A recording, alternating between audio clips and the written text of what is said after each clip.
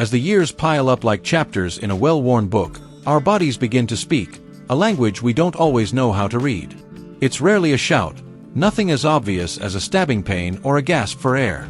More often, it's a quiet murmur, a subtle nudge you might miss if you're rushing through life's pages.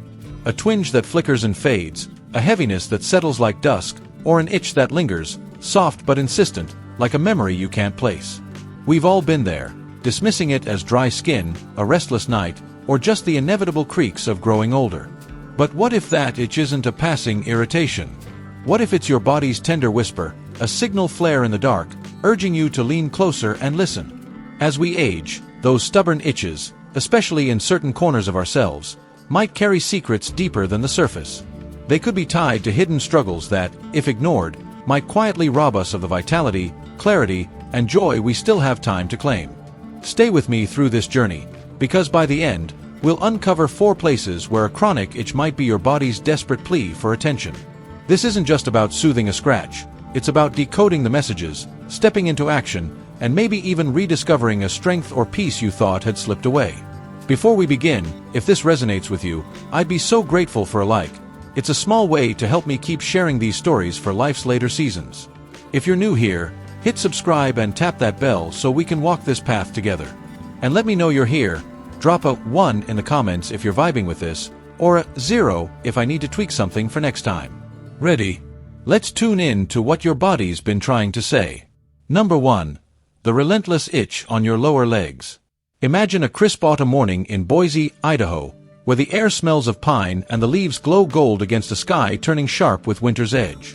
2 neighbors, George and Sam, both 79, live on the same quiet street, their lives woven into the rhythm of this small town. George is the kind of man you'd find raking his yard at dawn, breath puffing in the chill, his faded flannel rolled up to his elbows. He's not fast anymore, but he's steady. Those daily walks around the cul-de-sac aren't just habit.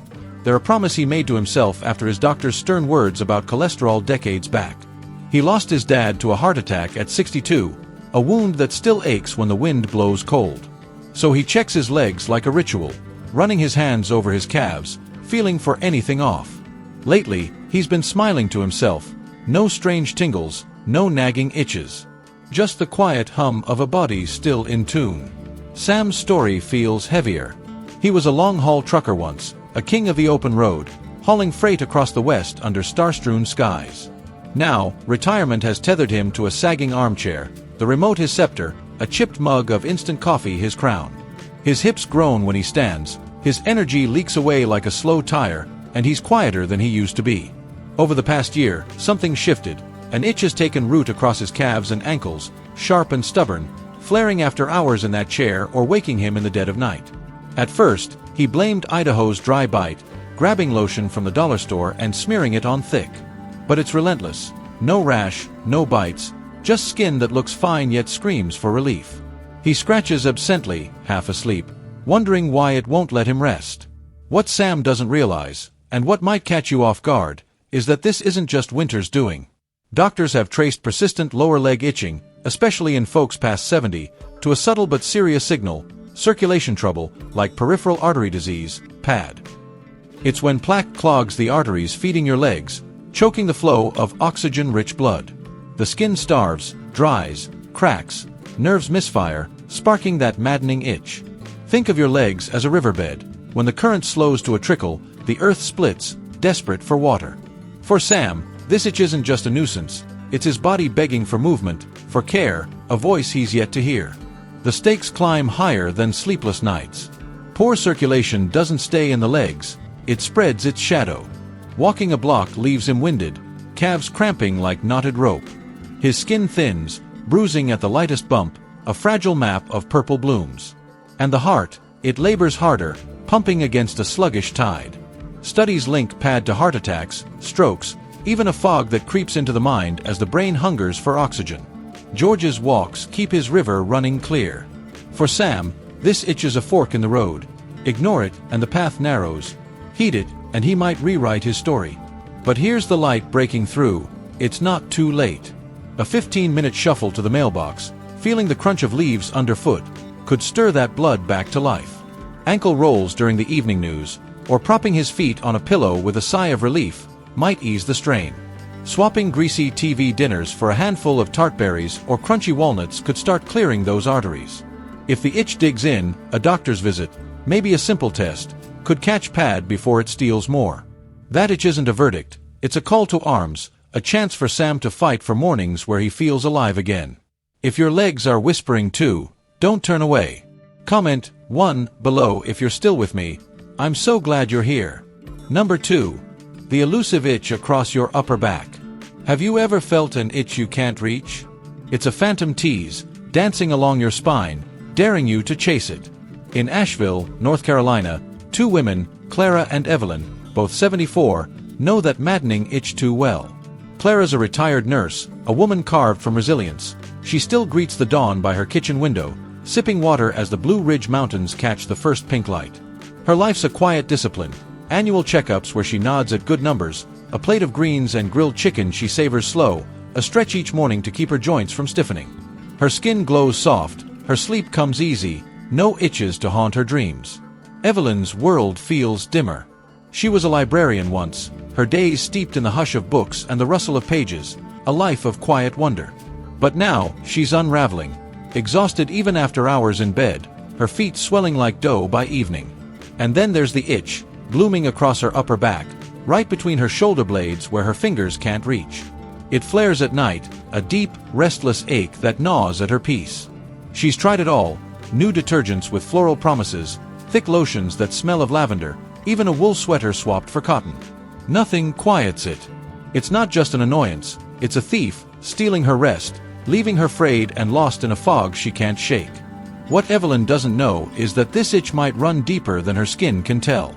It could be her liver or kidneys, those tireless engines, stumbling under the weight of years. Maybe it's diabetes creeping in, old medications piling up, or just time wearing them thin. When they falter, toxins gather in the blood like uninvited guests, seeping into the skin, sparking inflammation where nerves knot tight across the back. There's no rash to point to, no mark to see, just a relentless cry from within, sharper at night when the body's guard is down. This isn't just about tossing in bed. Liver or kidney strain saps your spark.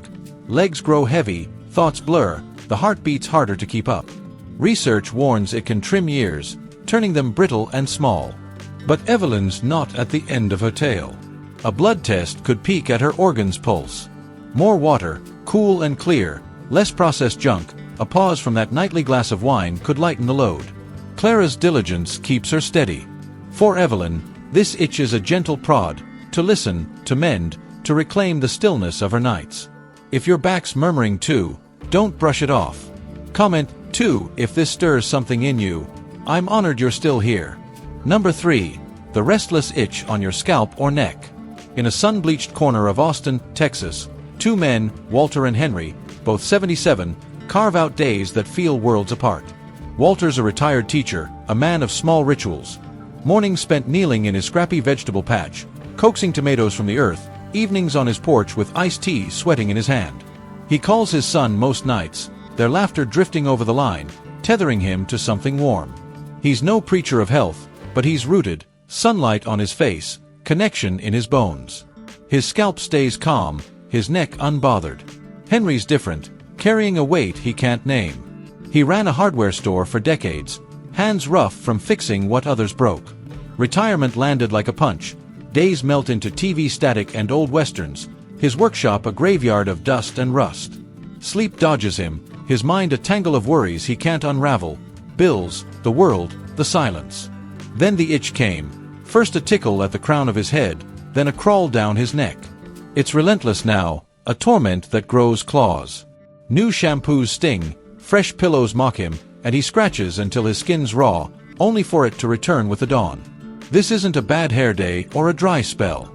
It's Henry's nervous system, wound tight from stress that simmered too long. Aging frays the body's reset button, cortisol hums, nerves spark like frayed wires. The scalp and neck, laced with sensitive threads, scream loudest. Science nods, chronic stress stokes inflammation, even whispers of nerve wear or early brain shifts, tiny tremors of what's to come.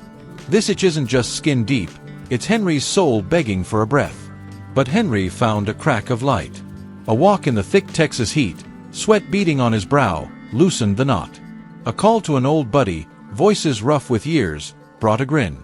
A notebook by his bed caught his midnight fears, taming them on paper.